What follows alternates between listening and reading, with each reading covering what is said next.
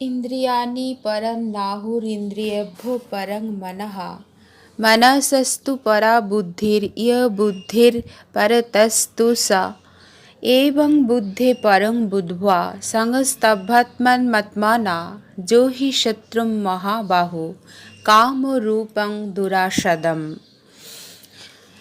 তৃতীয় অধ্যায়ের ৪২ এবং ৪৩ নম্বর শ্লোকের বাংলা। ইন্দ্রিয়গুলিকে শ্রেষ্ঠ সবল প্রকাশক, ব্যাপক এবং সূক্ষ্ম বলা হয়। ইন্দ্রিয়গুলি অপেক্ষা শ্রেয়তর হল মন, মনের থেকে শ্রেয়তর বুদ্ধি, বুদ্ধির থেকেও যা প্রবল তা হল কাম। এইভাবে বুদ্ধির চেয়েও পর অর্থাৎ কামকে জেনে নিজের দ্বারা নিজেকে বশীভূত করে। হে মহাবাহু, তুমি এই কামরূপ দুর্জয় শত্রুকে নাশ করো। ব্যাখ্যা। ইন্দ্রিয়াণি পরান্নাহু, শরীর বা বিষয়গুলির থেকে শ্রেয়তর হচ্ছে ইন্দ্রিয় সকল। অর্থাৎ ইন্দ্রিয়াদির দ্বারা বিষয়সমূহের জ্ঞান হয়, কিন্তু বিষয়াদির দ্বারা ইন্দ্রিয়াদির সম্পর্কে জ্ঞান হয় না। বিষয় ব্যতিরেকেও ইন্দ্রিয়গুলি থাকে, কিন্তু ইন্দ্রিয়াদি ব্যতীত বিষয়ের অস্তিত্ব প্রমাণিত হয় না। ইন্দ্রিয়গুলোকে প্রকাশিত করার সামর্থ্য বিষয়ের থাকে না, বরং ইন্দ্রিয়গুলি বিষয়গুলিকে প্রকাশ করে। ইন্দ্রিয়গুলি একই থাকে, কিন্তু বিষয় পরিবর্তিত হয়। ইন্দ্রিয়াদি হলো ব্যাপক এবং বিষয় হচ্ছে ব্যাপ্য, অর্থাৎ বিষয় ইন্দ্রিয়গুলির অন্তর্গত হয়ে থাকে, কিন্তু ইন্দ্রিয়গুলি বিষয়ের অন্তর্গত নয়। বিষয়ের থেকে ইন্দ্রিয়গুলি সূক্ষ্ম, তাই বিষয়গুলি অপেক্ষা ইন্দ্রিয়াদি শ্রেষ্ঠ সবল প্রকাশক, ব্যাপক এবং সূক্ষ্ম। ইন্দ্রিয়েভ্যে পরং মনঃ, ইন্দ্রিয়গুলি মনকে জানতে পারে না, কিন্তু সমস্ত ইন্দ্রিয়ই মনের গোচর। ইন্দ্রিয়গুলির মধ্যে আবার প্রতিটি ইন্দ্রিয় তার নিজ নিজ বিষয়ে অবহিত, অন্যান্য ইন্দ্রিয়ের বিষয়ে নয়। যেমন কান শুধুমাত্র শব্দকেই অনুভব করতে পারে, কিন্তু গন্ধ, স্পর্শ, রূপ বা রসকে নয়। ত্বক শুধুমাত্র স্পর্শকেই অনুভব করতে পারে, কিন্তু শব্দ, গন্ধ, রূপ বা রসকে নয়। চক্ষু কেবলমাত্র রূপকেই চেনে, কিন্তু শব্দ, গন্ধ, স্পর্শ বা রসকে নয়। তেমনি রসনা শুধু অনুভব করতে পারে রসকেই, শব্দ, স্পর্শ, গন্ধ বা রূপকে নয়। নাসিকা শুধু গন্ধেরই আঘ্রাণ নিতে সক্ষম, শব্দ, স্পর্শ, রূপ বা রসের নয়। একমাত্র মনই ৫টি জ্ঞানেন্দ্রিয় এবং তার বিষয়গুলিকে জানতে সক্ষম। তাই মন হল ইন্দ্রিয়গুলির থেকে শ্রেষ্ঠ, সবল, প্রকাশক, ব্যাপক এবং সূক্ষ্ম। মনসস্ত পরা বুদ্ধি, মন বুদ্ধিকে জানে না, কিন্তু বুদ্ধি মনকে জানে। মন কেমন, শান্ত না ব্যাকুল, ঠিক না বেঠিক ইত্যাদি বিষয়গুলি বুদ্ধি জানে। ইন্দ্রিয়গুলি ঠিক মতো কাজ করছে কি না তাও বুদ্ধি জানে। অর্থাৎ বুদ্ধি মন ও ইন্দ্রিয়গুলি এবং তার বিষয়গুলিও জানে। তাই ইন্দ্রিয়গুলির থেকে শ্রেয়তর যে মন, সেই মনের থেকেও বুদ্ধি শ্রেয়তর, শ্রেষ্ঠ, বলবান, প্রকাশক, ব্যাপক এবং সূক্ষ্ম।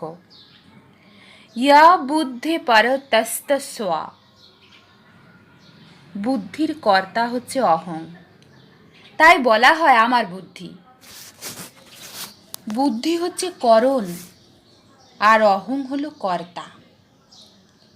করণ পরতন্ত্র হয়, কিন্তু কর্তা হলো স্বতন্ত্র।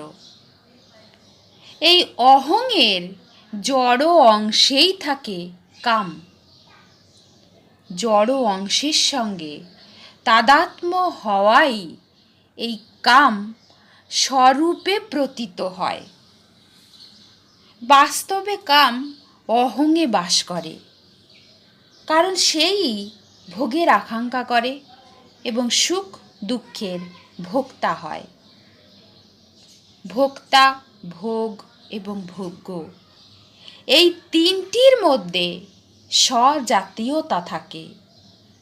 এতে স্বজাতীয়তা না থাকলে ভোক্তার ভোগ্যের প্রতি কামনা বা আকর্ষণ হতে পারে না। যিনি ভোক্তা ভাবের প্রকাশক, যার প্রকাশে ভোক্তা, ভোগ এবং ভোগ্য এই তিনটি সিদ্ধ হয়, সেই পরম প্রকাশে অর্থাৎ শুদ্ধ চেতনে কাম থাকে না। অহং পর্যন্ত সবই প্রকৃতির অংশ। সেই অহংয়েরও পরে সাক্ষাৎ পরমাত্মার অংশ স্বয়ং বিরাজ করেন, যিনি শরীর, ইন্দ্রিয়াদি, মন, বুদ্ধি এবং অহং এই সবের আশ্রয়, আধার, কারণ এবং প্রেরক। তিনি শ্রেষ্ঠ, বলবান, প্রকাশক, ব্যাপক এবং সূক্ষ্ম। জড়ের অংশই সুখ দুঃখ রূপে পরিণত হয়, অর্থাৎ এই সুখ দুঃখ রূপ বিকার জড়েই হয়ে থাকে। চেতনে কোনো বিকার নেই। চেতন হলো বিকৃতির জ্ঞাতা, কিন্তু জড়ের সঙ্গে তাদাত্ম্য হওয়ায় চেতনই সুখ ও দুঃখের ভোক্তা হয়ে থাকে, অর্থাৎ তখন চেতনই সুখী বা দুঃখী হয়ে থাকে। শুধুমাত্র জড়ের সুখী বা দুঃখী হওয়া সম্ভব নয়। তাৎপর্য এই যে অহংয়ের যে জড় অংশ থাকে তার সঙ্গে তাদাত্ম্য করাতে চেতনও নিজেকে আমি ভোক্তা বলে মেনে নেয়। পরমাত্ম তত্ত্ব অনুভূত হলেই রসবুদ্ধি নিবৃত্ত হয়ে যায়। রসোপস্য পরং দৃष्ट्वा নিবর্ততে। এতে অশ্বপত্তি ভোক্তারূপ অহংয়ের বাচক এবং ভোক্তাপনের নির্লিপ্ত যে তত্ত্ব, তা হল পরমাত্মার বাচক পরম পদ।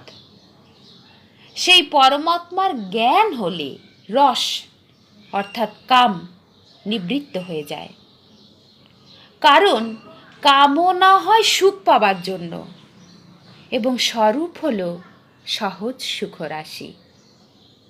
তাই পরমাত্ম তত্ত্বের অনুভব হলে কাম অর্থাৎ সংযোগজনিত সুখের আকাঙ্ক্ষা সর্বতোভাবে দূর হয়। মর্মকথা: স্থূল শরীর হল বিষয়, ইন্দ্রিয়গুলি বহিঃকরণ এবং মন বুদ্ধি হল অন্তঃকরণ। স্থূল শরীরের উপরে হলো ইন্দ্রিয়গুলি এবং ইন্দ্রিয়গুলির উপরে হলো বুদ্ধি, বুদ্ধির উপরে হলো অহং অর্থাৎ কর্তা। কাম অর্থাৎ জাগতিক আকাঙ্ক্ষা এই অহমে থাকে। নিজ সত্তা অর্থাৎ নিজ স্বরূপ চেতন, নির্বিকার এবং সৎ চিদ আনন্দরূপ। এটি যখন জড়ের সঙ্গে তাদাত্ম্য করে নেয় তখন উৎপন্ন হয় অহমে এবং স্বরূপ কর্তা হয়ে যায়।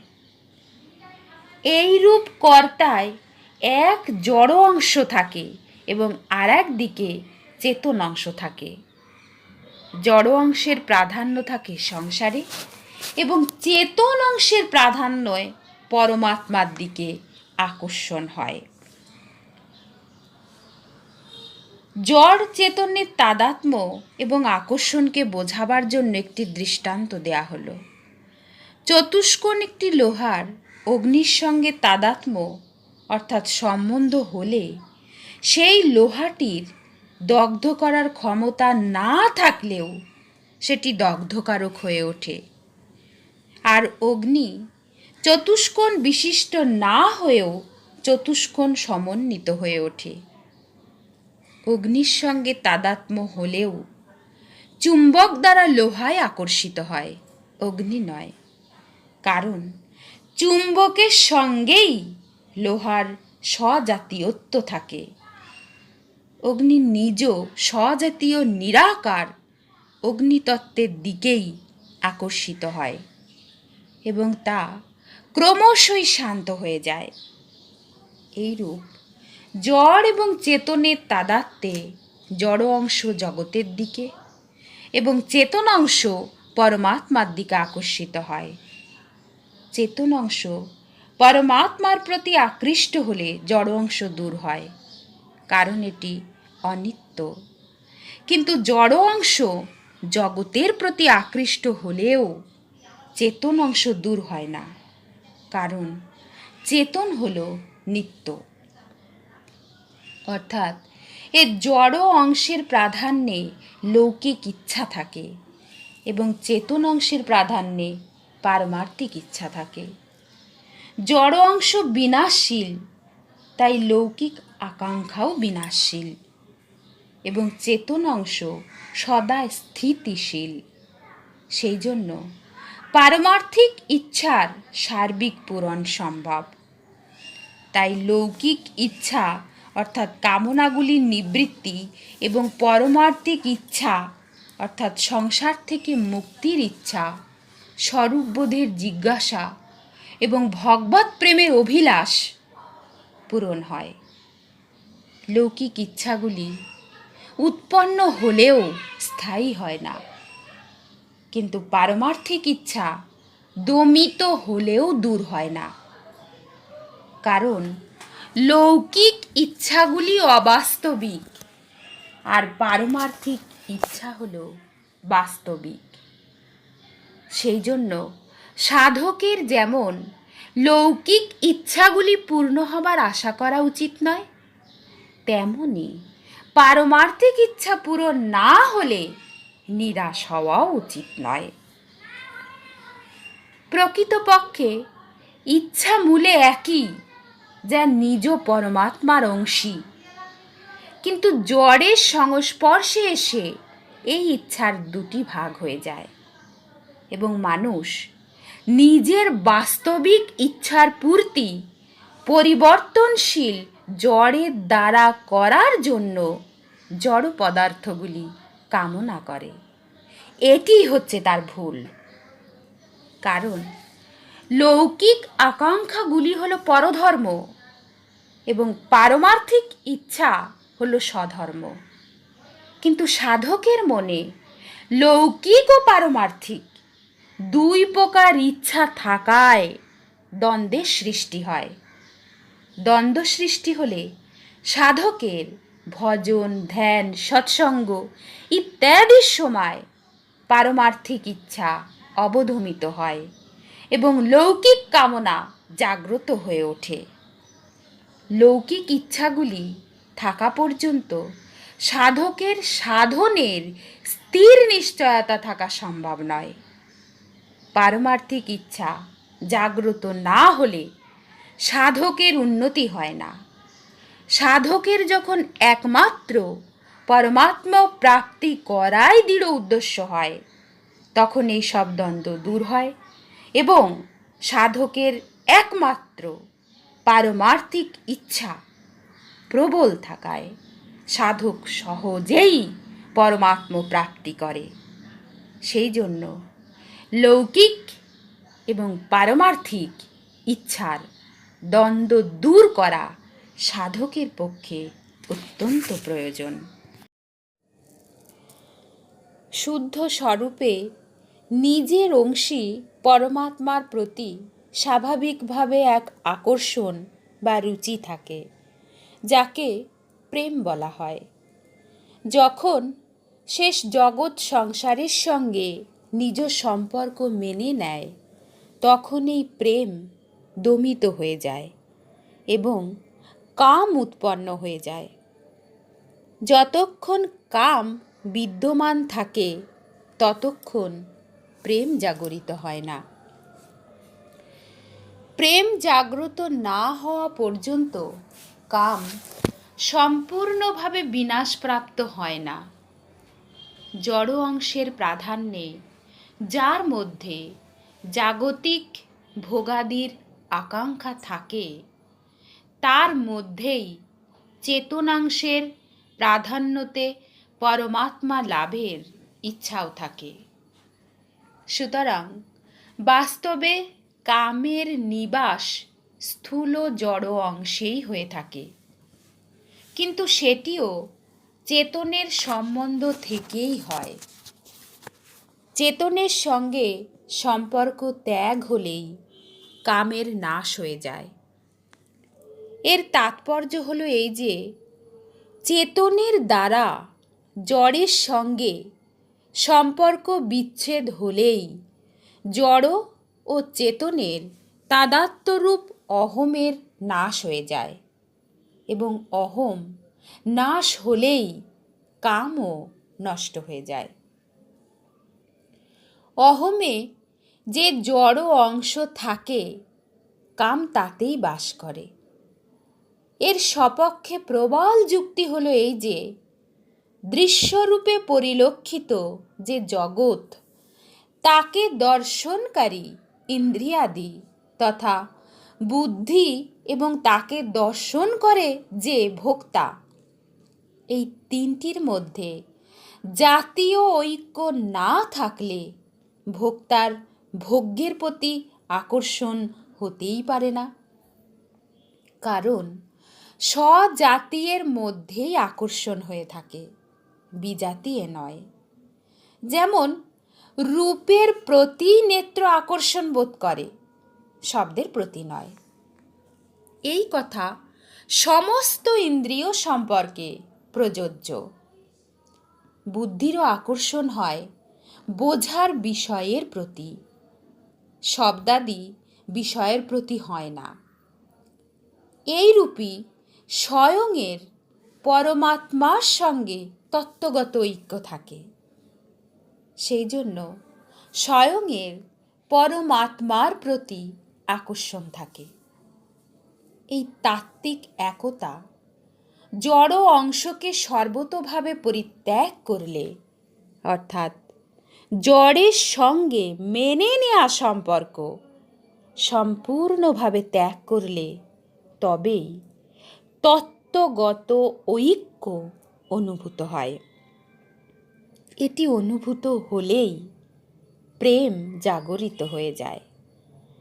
প্রেমে জড়ত্বের লেশমাত্র অবশেষ থাকে না, অর্থাৎ জড়ত্বের সম্পূর্ণ বিলোপ হয়ে যায়।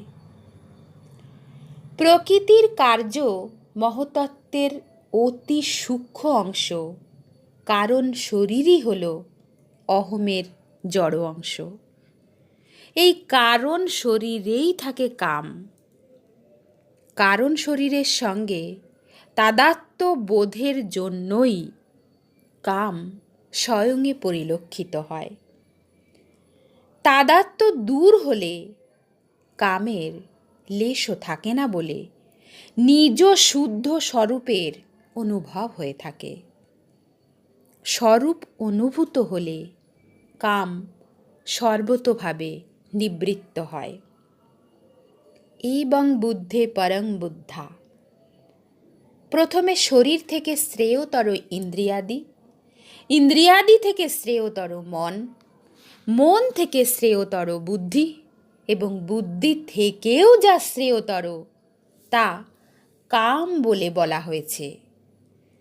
এখন উপরি উক্ত পথটিতে বুদ্ধি থেকে শ্রেয়তর কামকে জানতে বলার অভিপ্রায় হলো এই যে এই কামের বসতি অহমে। বাস্তবিক স্বরূপে কাম নেই। স্বরূপে যদি কাম থাকতো তবে এটি কখনো দূর হতো না। বিনাশশীল জড়ের সঙ্গে তাদাত্ম্য করলেই কাম উৎপন্ন হয়। তাদাত্ম্যতেই কাম থাকে, যেটি জড়ে অনুভূত হয় কিন্তু পরিলক্ষিত হয় স্বরূপে।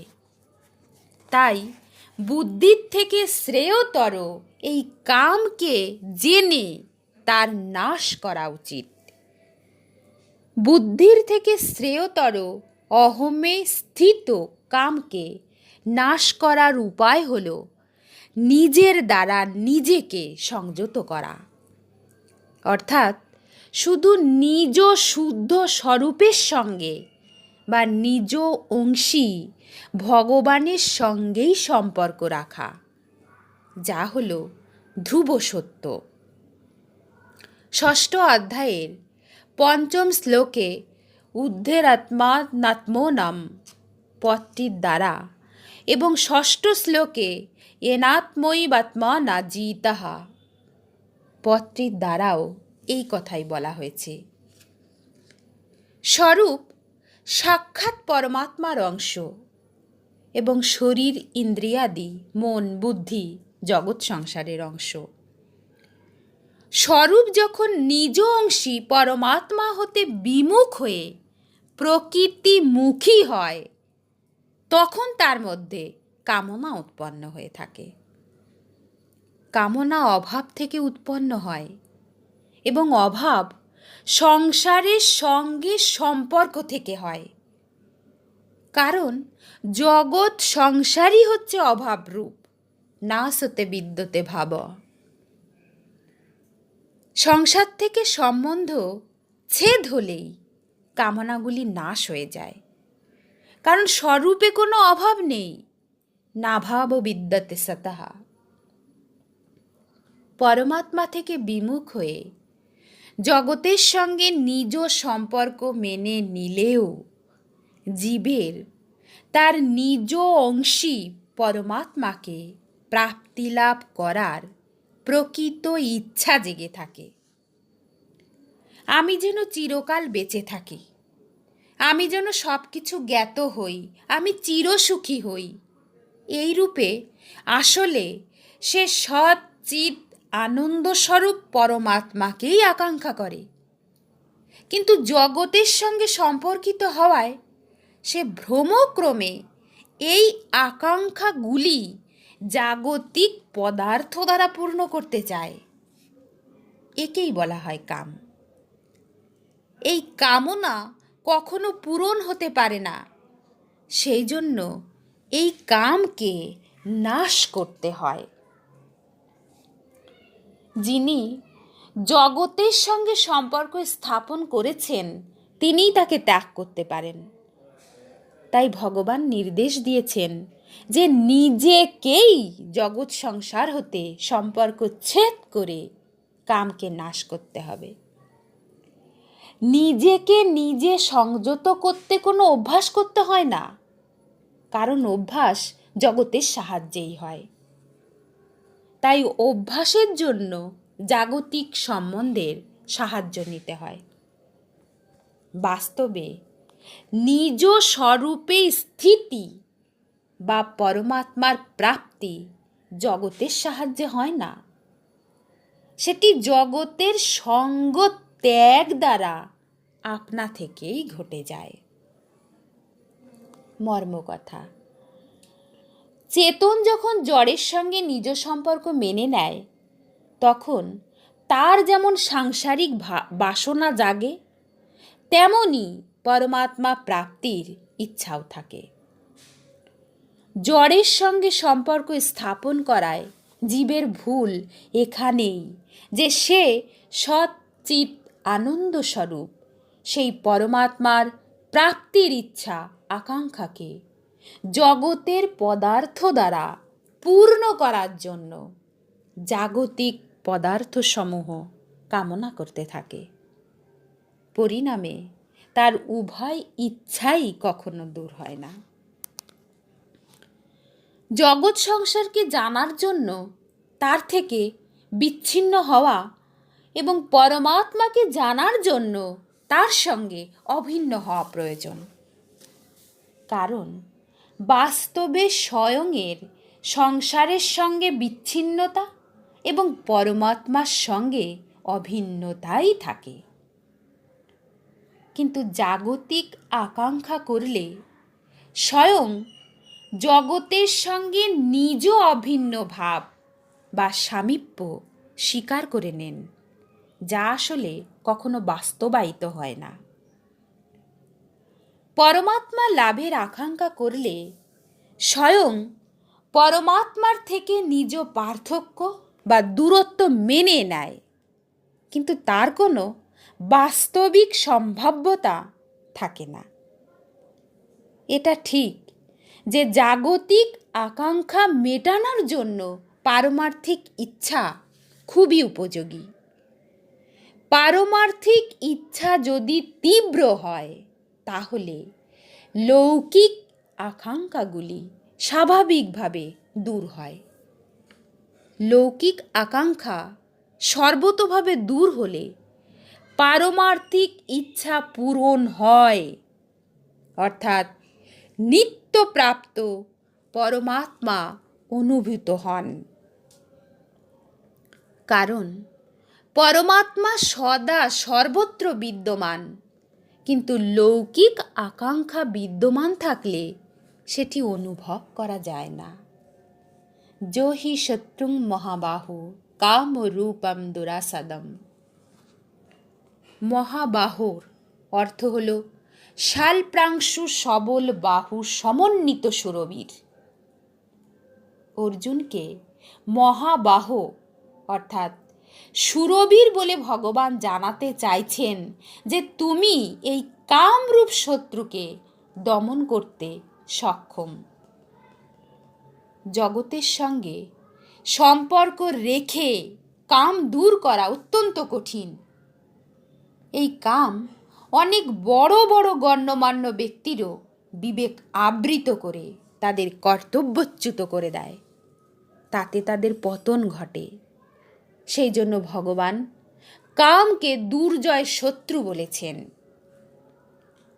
কামকে দুর্জয় শত্রু বলার অর্থ হলো এর থেকে সাবধান থাকতে হয়, দুর্জয় ভেবে নিরাশ হওয়ার জন্য নয়। যে কোনো কামনার উৎপত্তি, পূর্তি, অপূর্তি এবং নিবৃত্তি হয়ে থাকে। এই জন্য সমস্ত কামনাই উৎপন্ন হয় এবং বিনাশ প্রাপ্ত হয়, কিন্তু স্বয়ং চিরস্থায়ী এবং এই কামনাগুলির উৎপত্তি ও বিনাশ সম্বন্ধে সে জ্ঞাত। সুতরাং সে সহজেই কামনাগুলির থেকে সম্পর্ক ছেদ করতে পারে, কেননা বাস্তবে তো এই সম্পর্ক নেই। তাই সাধকদের কামনাগুলির থেকে ভয় পাওয়া উচিত নয়। সাধকদের যদি নিজ কল্যাণের দৃঢ় উদ্দেশ্য জাগে, তবে তারা সহজেই কামকে জয় করতে পারেন। কামনা পরিত্যাগ করায় অথবা পরমাত্মার প্রাপ্তি লাভে সকলেই স্বাধীন, অধিকারী, যোগ্য এবং সক্ষম। কিন্তু কামনা পূরণে কেউই স্বাধীন, অধিকারী, যোগ্য বা সক্ষম নয়, কারণ কামনা পূর্ণ হবারই নয়। পরমাত্মা এই মনুষ্য দেহ দিয়েছেন তাকে লাভ করারই জন্য। তাই কামনা পরিত্যাগ করা কঠিন ব্যাপার নয়। জাগতিক ভোগ্য বস্তুগুলিকে গুরুত্ব দেওয়ার জন্যই কামনা পরিত্যাগ করা শক্ত বলে মনে হয়।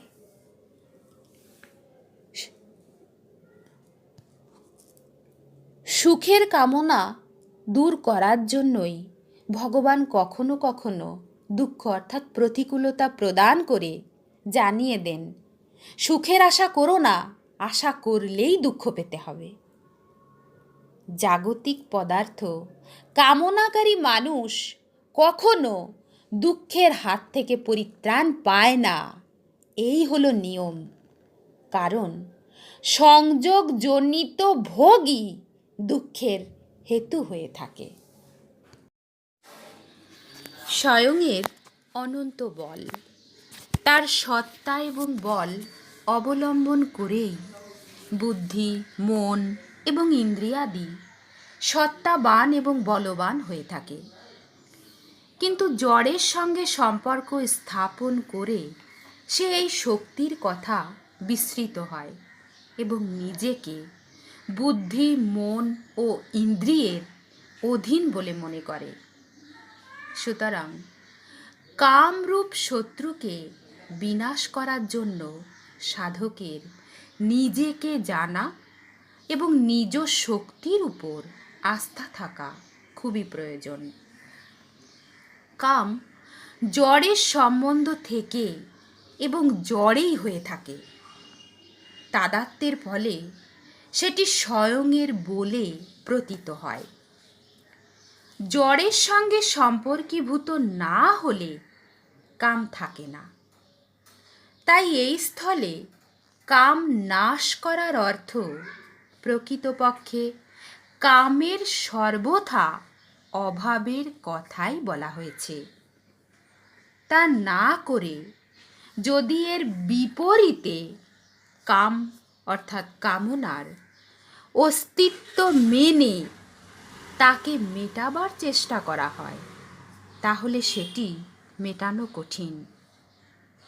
কারণ বাস্তবে কামনার কোনো স্বতন্ত্র অস্তিত্ব নেই। কামনা উৎপন্ন হয় এবং উৎপন্ন হয় যে বস্তু তা বিনাশপ্রাপ্ত হবেই, এই হলো নিয়ম।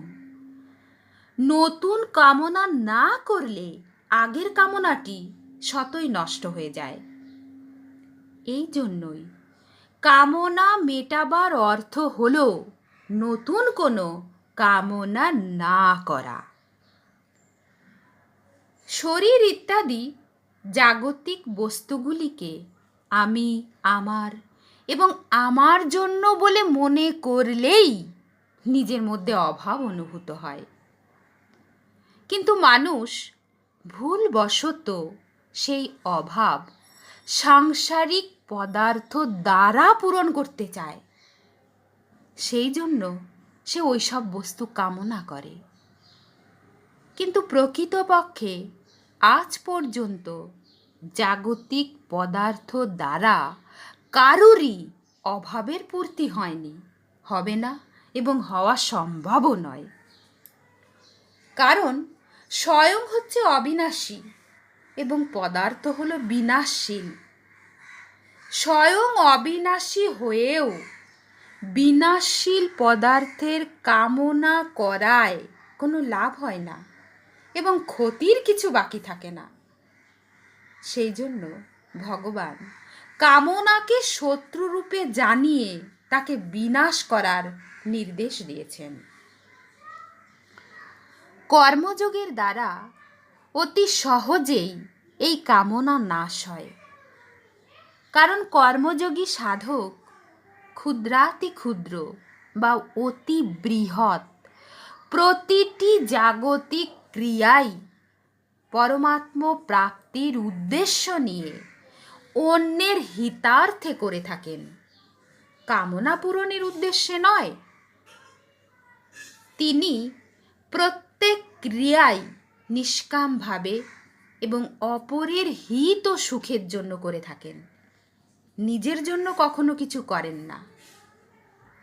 সময়, বুদ্ধি, সামগ্রী এবং শক্তি যা কিছু তার থাকে তার কিছুই তার নয়। বস্তুত এগুলি তার প্রাপ্তি হয়েছে এবং পরিত্যাগও হয়ে যাবে। সেই জন্য তিনি সেগুলি কখনো নিজের বলে মনে করেন না, বরং জগতের বলে মনে করে নিঃস্বার্থভাবে জগতের সেবায় ব্যয় করেন। নিজের জন্য রাখেন না এবং নিজের মনে করেন না বলেই তিনি তা সম্পূর্ণভাবে সেবায় লাগাতে পারেন, অন্যথায় নয়। কর্মযোগী নিজের জন্য কিছু করেন না, কিছু চান না এবং কোনো কিছুই নিজের বলে মানেন না। তাই তার কামনাগুলি সহজেই নাশ হয়। কামনা সর্বতোভাবে নাশ হলে তার উদ্দেশ্য পূর্ণ হয় এবং তিনি নিজের মধ্যে স্বরূপ দর্শন করে কৃতকৃত্য, জ্ঞাত জ্ঞাতব্য এবং প্রাপ্ত প্রাপ্তব্য হয়ে যান। অর্থাৎ তার আর কোনো কিছু করার, জানার বা পাওয়ার বাকি থাকে না। পরিশিষ্ট ভাব। ভগবান ইন্দ্রিয়াদি, মন ও বুদ্ধির কথা বললেও অহংয়ের কথা বলেননি। অহং বুদ্ধির অতীত 7ম অধ্যায়ের 4র্থ শ্লোকেও ভগবান বুদ্ধির পর অহংয়ের কথা বলেছেন। ভূমিরাপি অনল বায়ু খং মনোবুদ্ধিরেব চ অহংকারিতে অঙ্গে। তাই এখানেও স্বপত্তির দ্বারা অহংস্থিত কামকেই ধরতে হবে। যতক্ষণ স্বস্বরূপের সাক্ষাৎ না হয় ততক্ষণ অহংয়ে কাম থাকে। স্বস্বরূপের সাক্ষাৎ হলে অহংয়ে আর কাম থাকে না। পরং দৃष्ट्वा নিবর্ততে। সুখ থাকে স্বরূপে, কিন্তু কামের জন্য মানুষ জড়কে গুরুত্ব অস্তিত্ব প্রদান করে, তার থেকে সুখ আশা করে। জড়ত্বের সঙ্গে যতক্ষণ সম্পর্ক থাকে ততক্ষণ কাম থাকে। জড়ত্বের সঙ্গে সম্পর্ক ছিন্ন হলে প্রেম হয়। কাম নিজের মধ্যে থাকে, রস অপশ্য। নিজের মধ্যে থাকার জন্যই কাম আমাদের বাধা স্বরূপ হয়ে দাঁড়ায়। কাম যদি আমাদের মধ্যে না থেকে অন্য কিছুর মধ্যে থাকতো তাহলে আমাদের কিসের বাধা? নিজের মধ্যে কাম হলেই স্বয়ং সুখী বা দুঃখী হয়, কর্তা ভোক্তা হয়।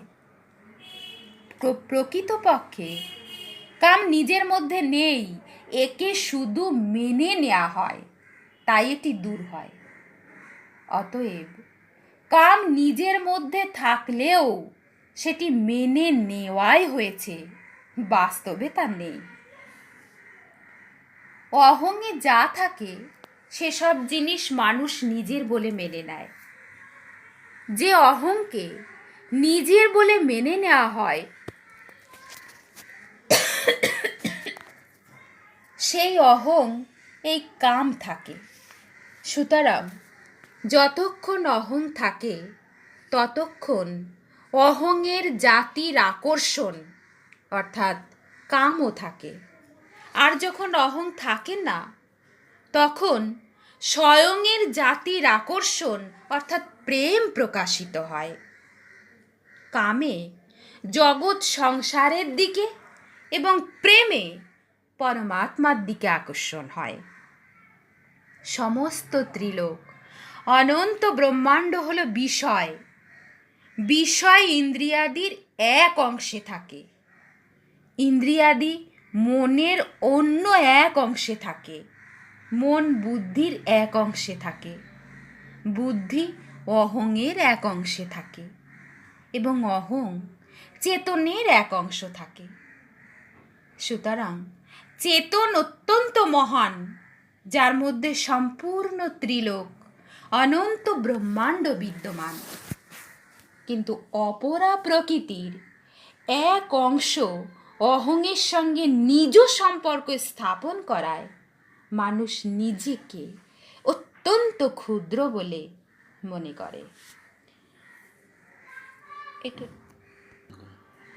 ওং তৎসাদিতি শ্রীমদ্ভগবদ্গীতাসু উপনিষদেষু ব্রহ্মবিদ্যায়াং যোগশাস্ত্রে শ্রীকৃষ্ণার্জুন সংবাদে কর্মযোগ নাম তৃতীয় অধ্যায়। পরম শ্রদ্ধেয় স্বামী রামসুখদাসজি মহারাজের তৃতীয় অধ্যায়ের 42 ও 43 নম্বর শ্লোকের সমগ্র ব্যাখ্যার পরিপ্রেক্ষিতে আমরা বলতে পারি, মনুষ্য শরীরের দুটি বিভাগ আছে, যথা জড় বিভাগ এবং দ্বিতীয়ত চেতন বিভাগ। স্থূল শরীর, সূক্ষ্ম শরীর, করণ শরীর, মন, বুদ্ধি, অহম প্রভৃতি হল জড় বিভাগ। কি হলো? যা অপরা প্রকৃতির অংশ। আর আত্মা হল চেতন বিভাগ, যা পরমাত্মার অংশ। অপরা প্রকৃতির অংশ চেতন অংশের বা আত্মার প্রকাশে প্রকাশিত হয়। যেমন পৃথিবীর নিজের কোনো আলো না থাকলেও সূর্যের আলোতেই প্রকাশিত হয়ে থাকে। সকল প্রকার অপরা প্রকৃতির মধ্যে অহম হচ্ছে সূক্ষ্মতম। যেমন চিনি ও দুধে আলাদা করে সন্দেশ থাকে না, দুটি মিশ্রণের ফলে সন্দেশ তৈরি হয়। ঠিক তেমনই পরাপ্রকৃতি বা জড় বিভাগ ও চেতন বিভাগে আলাদাভাবে আমি বা অহম থাকে না। চেতন বিভাগ বা আত্মা যখন জড় বিভাগকে নিজের বলে মনে করে, তখন অহম বা আমি উৎপন্ন হয়। চেতন বিভাগ বা আত্মা যখন অপরা প্রকৃতির অংশ শরীরকে নিজে এবং নিজের বলে মনে করে, তখন চিৎ জড় গ্রন্থি তৈরি হয়।